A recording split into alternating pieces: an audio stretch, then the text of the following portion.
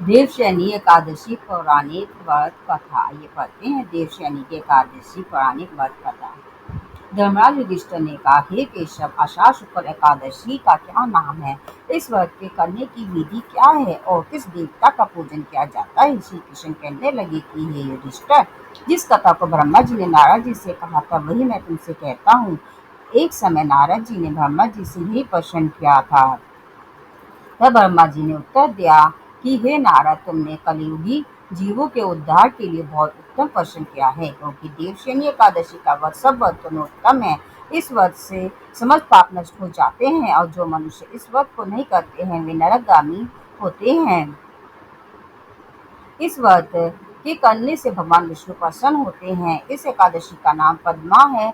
अब मैं तुमसे एक पौराणिक व्रत कथा कहता हूँ, तुम मन लगाकर सुनो। सूर्यवंश में मानवता नाम का एक चक्रवर्ती राजा हुआ है जो सत्यवती और महान प्रतापी था। वह अपनी प्रजा का पुत्र की भांति पालन क्या करता था। उसकी सारी प्रजा धन धान्य से भरपूर और सुखी थी और उसके राज्य में कभी अकाल नहीं पड़ता था। एक समय उस राजा के राज्य में 3 वर्ष तक वर्षा नहीं हुई और अकाल पड़ गया।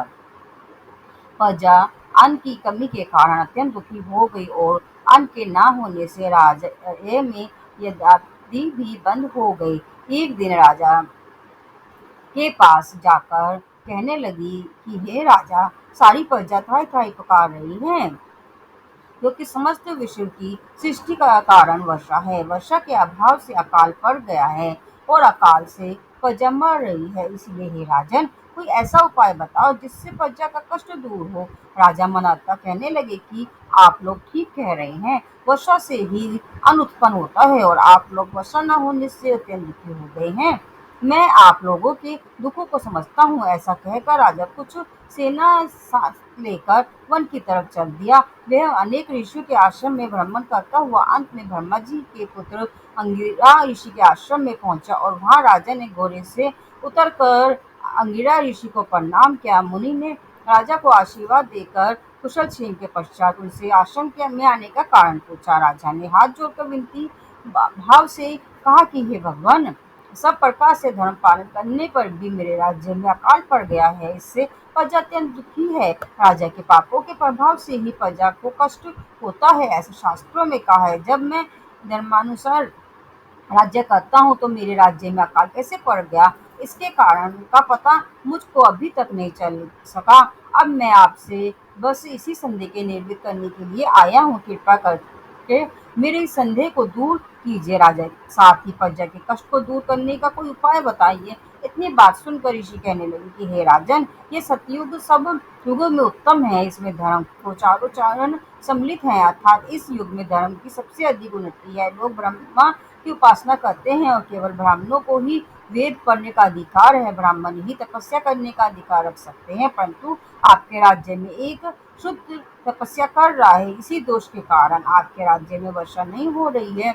इसीलिए यदि आप प्रजा का भला चाहते हो तो उस शुद्ध का वध कर दो। इस पर राजा कहने लगे कि महाराज, मैं उस निरपराध तपस्या करने वाले शूद्र को किस तरह मार सकता हूँ? आप इस दोष से छूटने का कोई दूसरा उपाय बताइए।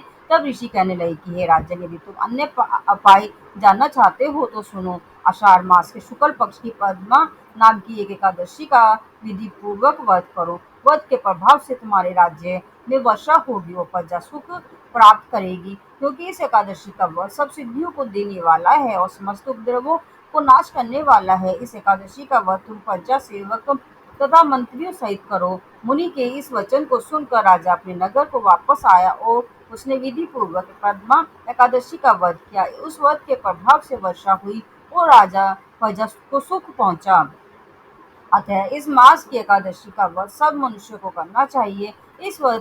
यह व्रत इस लोक में भोग और परलोक में मुक्ति को देने वाला है। इस कथा को पढ़ने और सुनने से मनुष्य के समस्त पाप नाश को प्राप्त होते हैं। ये थी कथा देवशयनी एकादशी की। बोलो विष्णु भगवान की जय। जय श्री हरि।